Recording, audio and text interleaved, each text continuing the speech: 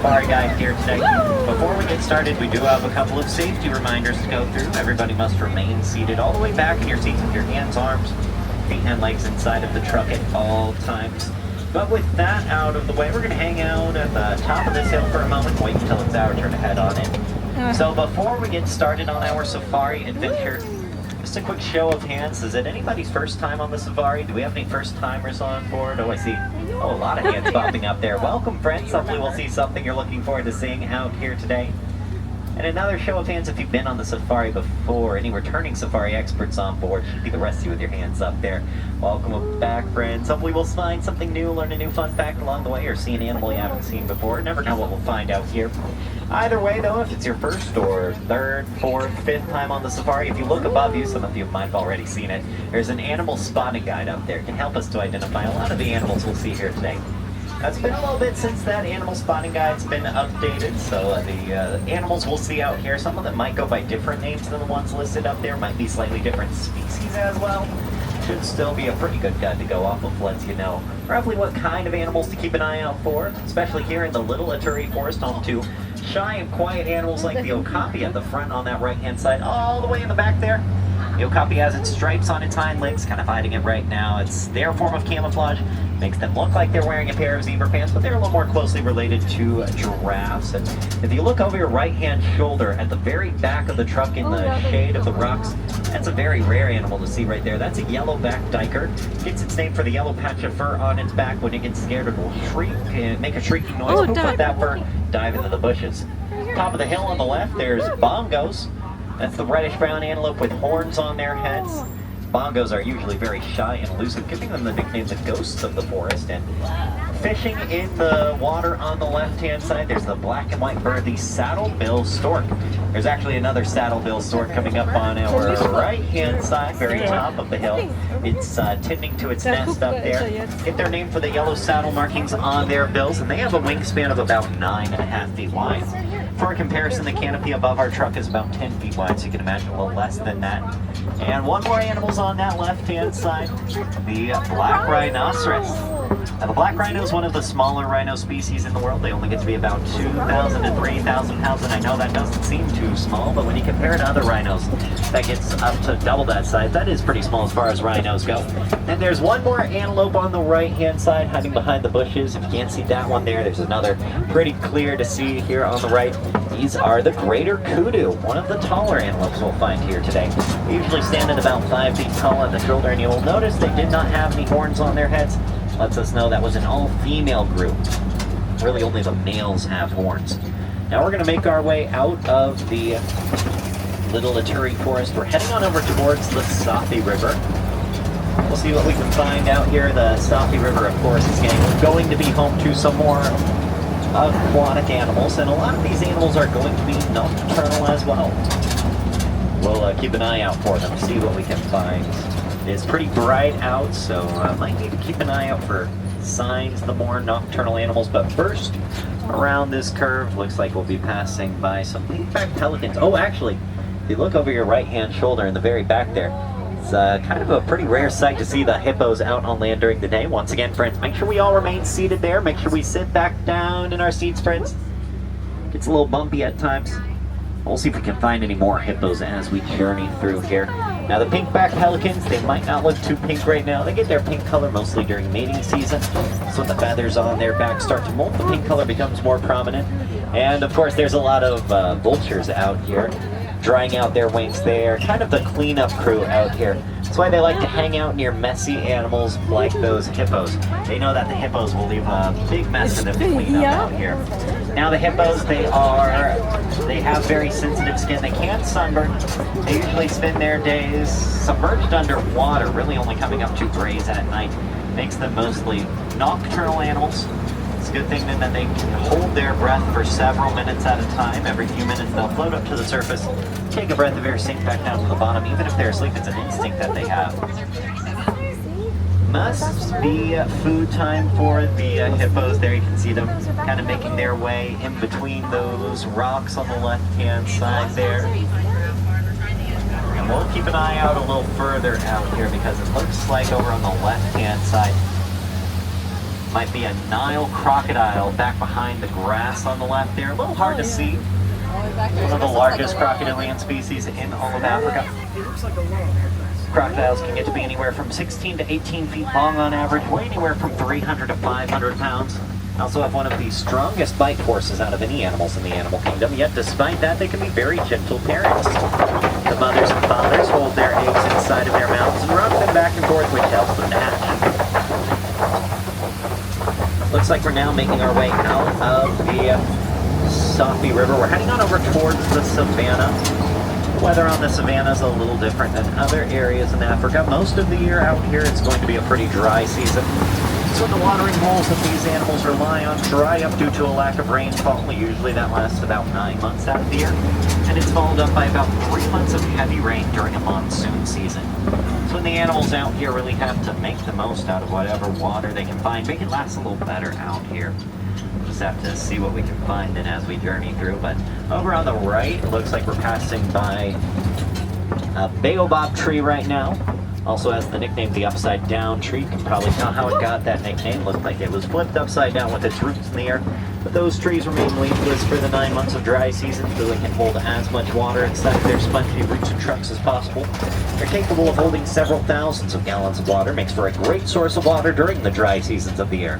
When watering holes dry up, animals journey over to find those trees so they can poke holes in their trunks to get the water out for themselves. Gives the tree one more nickname. You might have heard it before. They're sometimes called the tree of life. Over on the right, looks like we'll pass by some giraffes here in a few minutes, but first we're going to pass by a whole family of Hartmann's mountain zebras on the right. Hartmann's mountain zebras are pretty easy to identify. You'll notice their stripes get a little thicker in the back, helps them to blend in larger numbers, makes it harder to tell where one zebra ends and another begins. And another unique thing about their stripes is if you look at their stripes, you'll notice that they don't go all the way around them. They stop at their belly, leaving them with white bellies there.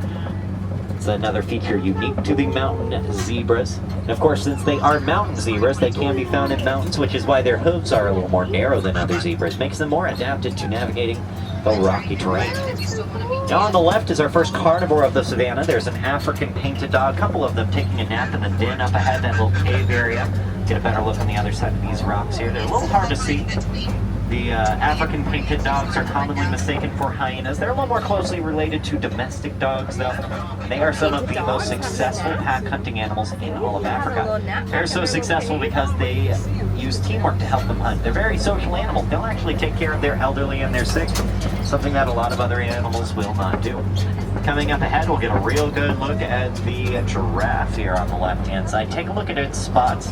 You'll notice its spots get a little jagged around the edges like puzzle pieces. Lets us know that that's a Maasai giraffe. And also up ahead, from one of the tallest animals in the world to one of the smaller ones we'll find, there's some springboks on the left-hand side. That's the antelopes that kind of look like s'mores over here.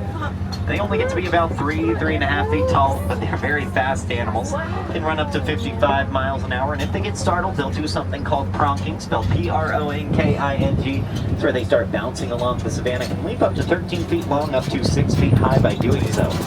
Meaning if they wanted to, the springboks could run right up to the trunk, leap in through one window, fly right over your laps and out the other side. It's because of their amazing athletic abilities that they are the mascots of a lot of sports teams around the world. Looks like we'll hang out here for a moment. The baby giraffe is heading over to meet up with its mama there. You can see it at the very front of the truck on the left-hand side. We'll see if we can get a little closer look at the giraffes here. Now, even newly born, the babies can get to be up to 6 feet tall on average. And fully grown, they usually get to be anywhere from 18 to 20 feet tall. Very, very tall animals. You can see them using their long prehensile tongues to try and eat the leaves off of the trees, like its cousin the okapi does. Now that makes these giraffes browsing herbivores. Those consist of the animals that browse off the very top of the trees. And on that right-hand side, we'll get a real good look at the baby giraffe here. And we'll also slowly follow this giraffe parade around the road here. Unless, of course, they hang out right in front of us here, which it looks like they plan to do. Now, hopefully, They'll start moving on their way here soon. And of course, they can walk pretty quickly. Their long legs can carry them pretty quickly. They can walk up to 10 miles an hour, can run much faster, up to 35 miles an hour. Although, whether or not they want to, that's a different story there. We'll hang out here for just a moment. Wait to see if they get out of the way on their own. After a minute, if they don't start to get out of their way, I'll let someone know, and then we might see the animal programs team come out here. That's the people who take care of these animals. Sometimes they'll try and use positive reinforcement to motivate the animals to get on their way. Usually what that means, they'll load up a truck with a bunch of snacks and treats. They'll drive it off to the side of the road. Usually does the trick there.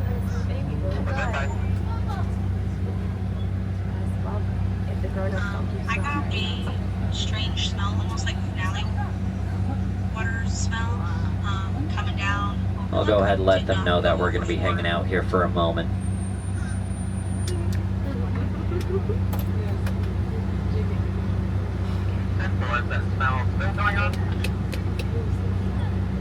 It actually just stopped right before I got to dogs.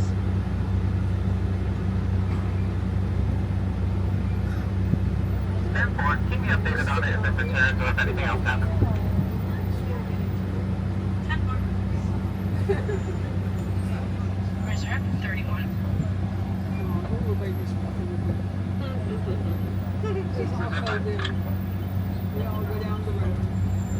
Hey, I have that exact smell, but I'm in the same area as that last year.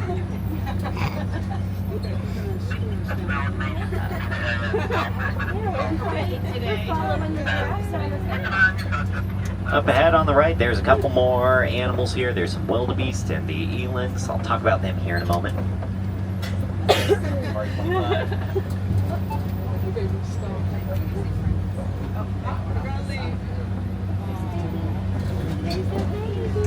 Now, the elands are one of the taller antelopes on the reserve. They stand about 6 feet tall at the shoulder.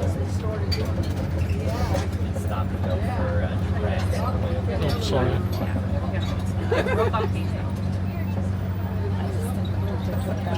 No.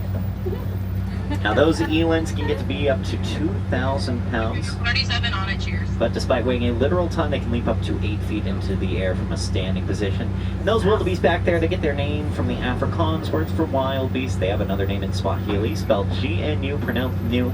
They get that name from the noise that they make.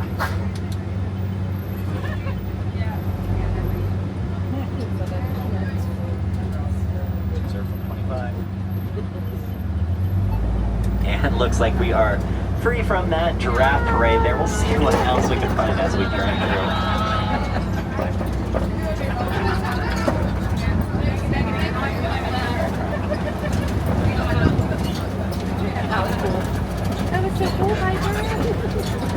Now, as we journey over a little further, we're going to be passing by a lot of knocked over rocks and trees around here.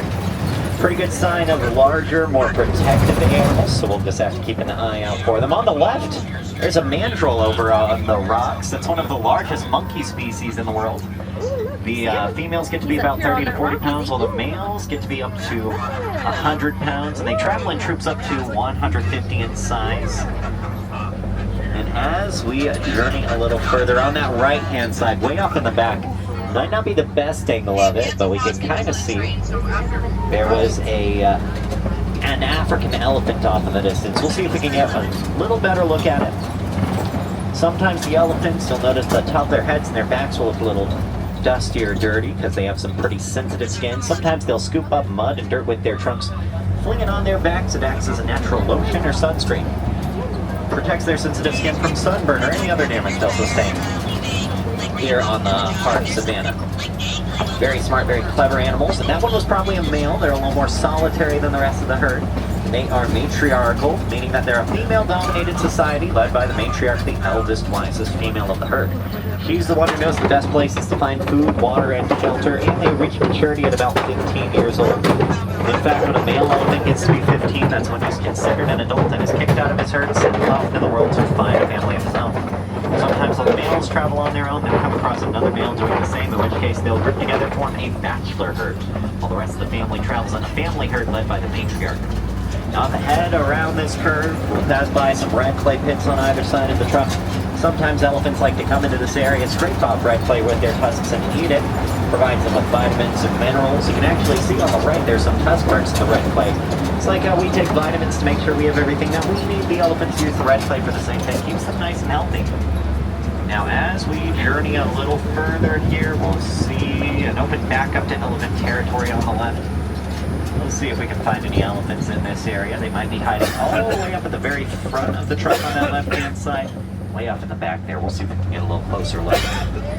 Now, unfortunately, the elephants, they face a lot of threats in the wild. One of the biggest threats they face nowadays especially is the destruction of their habitats, often pushing them closer and closer to human civilization. It's a pretty big issue for the elephants and for the farmers in areas like Kenya. Farmers in Kenya were noticing elephants coming onto their farms looking for food. They ended up trampling their crops and getting themselves hurt in the process. So looking for an answer that would help everybody. Researchers here at the Harambe Wildlife Reserve, they did some research and discovered that the elephants are very scared of bees. The elephants have pretty sensitive skin after all, even more sensitive ears, so they definitely feel those bee stings. As we know, an elephant never forgets. Whenever they hear the sound of bees, they know to stay away from that area. Over on the left-hand side, behind the tall grass and the bushes, you might be able to see some of those African elephants all the way on our left. And a little further up on the left-hand side, we're going to pass by some flamingos as well. As we pass by the flamingos, keep an eye on their island, especially the inside, lower dirt part of their island. Might be a familiar shape there. These are greater flamingos, the largest, lightest pink out of any flamingo species. They don't hatch pink though, they hatch gray. Then they get their pink color about a year later based off their diet consisting of brine shrimp. Brine shrimp's very rich in a chemical called keratin. The more shrimp they eat, the more keratin they get. The more keratin they get, the more pink they become. Now those flamingos can flock together in numbers as large as 10,000 in size, and they don't like to migrate if they don't have to. They try to find a good clean source of water, plenty of food where they'll settle down for the rest of their days. And on that left-hand side, got one more good look at the African elephants here. And a little further up, there's an animal. There's the larger cousin of the black rhinoceros on the left-hand side. A few white rhinoceroses are taking a nap under the shade of the palm tree there. Now, the white rhinos can get to be anywhere from 4,000 to 5,000 pounds, and even though we can see them pretty well, might not be able to see us from that far away. It's because they are nearsighted. They have pretty bad eyesight. They definitely know we're here. They make up for their poor eyesight with incredible hearing. These rhinos can hear for about a mile away. They just have to be a little more careful than other animals, but as we'll see here, they're very gentle giants. They just sort of do what they want out here. Pretty easy to do when they have no natural predators, and not a lot of animals really want to mess with those rhinos. Now we're on the left-hand side behind the shade of the tree, and all the way up at the top of the hill, there's an animal that uses camouflage to hide from its prey before it uses its incredible speed to attack. It's the fastest land animal in the world. There's some cheetahs on that left-hand side. Cheetahs, they can go from 0 to 60 miles an hour in about 3 seconds, reaching a top speed of about 70 miles an hour. Although they can only hold those speeds for a few hundred feet before they need to rest, save their energy. That's why their camouflage helps them to sneak up on their prey a little more effectively. They also don't have the ability to retract their claws. They use their claws to dig into the ground, helps them to run at those high speeds, like having a built-in pair of athletic cleats. And they also don't have the ability to roar. Instead, they make a chirping noise, like what house cat makes. They're the largest cats that can purr, something that other big cats like lions and tigers cannot do. Here on the left, we're passing by a rock formation called the Kofi. These rocks might look a little familiar, might remind you of Pride Rock from The Lion King. Animals like lions will use rocks just like these to get a good look out on the horizon, see if they can find any prey in the area before they start hunting. Now we're on the right-hand side. Looks like we're passing by some ostriches as well. Ostriches can stand anywhere from 6 to 8 feet tall on average. They are flightless birds. They don't use their wings to fly, instead using them to help them steer as they run. Make sharp returns a lot easier. Actually, that close up, we can identify whether those are male or female by looking at the color of their feathers. Typically, male ostriches have more black and white feathers, help them to blend in during the night, while the females are more active during the day. So they have more grayish-brown feathers. It means that those are probably female ostriches there. Now, we might not find any lions out here today. They usually spend anywhere from 15 to 20 hours a day resting and sleeping, saving their energy for the nighttime. But if you look at the very front of the truck on the left-hand side, bottom of the rocks there in the shade, might just barely be able to see maybe an ear sticking up. We'll keep an ear out for them as well. The roar of an African lion can be heard from about 5 miles away out on the open savanna. Now there are a lot of rocks and trees around this area that will muffle that noise, so might not be able to hear them from exactly 5 miles away. Still should be pretty loud, pretty good to hear their roars. On that right-hand side, we'll get one more good look at those ostriches there. It might just be about it for the animals here on the reserve. So we're going to start making our way a little further, heading out of the reserve here. Although on that right-hand side, you can see there's a cluster of ostrich eggs in the grass right next to us. Those are the largest eggs out of any birds at about 3 pounds apiece, and they are so incredibly strong that a fully grown adult can stand on them all day and they won't break. Would not recommend doing that though, because then you have to deal with an angry mama ostrich, and they can run up to 45 miles an hour. Probably have to deal with a few of them as well. They are in fact collective nesters. They'll group their eggs together into one big area so they can watch over them together. Up ahead, looks like we'll be passing by the warden's post, where the warden has some Nigerian war goats. These goats tend to be pretty playful, pretty social animals. You can probably tell they like to climb around on a lot of the equipment. Looks like one made its way to the roof of the warden's truck there. It's a good thing they have a pretty good sense of balance. On the roof of that truck. While we're here, I want to point out the yellow triangle box on the left, held up by a couple of poles in front of the warden's post. Might be wondering what that box is. It's actually an example of a beehive, very similar to the ones that the farmers in Kenya would use to keep the elephants away from their farms. See, when the farmers in Kenya got the research back that the elephants are scared of bees, they came up with a pretty creative solution to their problem. They would build those beehives and attach tripwires to them, so whenever the elephants got a little too close to the farms, they'd bump the tripwires, shaking the beehives. The elephants would hear the sound of the bees. Not only would that let them know to stay away from that area, they communicate that with the rest of their herd using a very special low rumbling noise, so the whole herd knew to stay away. Created some very effective natural fences, protected the crops from getting trampled and the elephants from getting hurt, while also giving the farmers a little extra honey that they can then sell. It's a win-win for everybody involved, so Disney took that research and developed it a little further, creating the Elephants and Bees project, now in use in about 22 countries around the world. Looks like we are approaching the end of our safari, so if there were any wilderness explorers on board, you are on board the Simba 1. That is Simba, like the lion, 1 like the number. It's going to be your code for that wilderness explorer badge, which you will find over on page 14 of your handbook. Now would be a pretty good time to make sure you have any and all personal belongings as well. Got a little bumpy at times. Let's take a moment, make sure nothing fell out of any pockets before we leave here today. Well, you might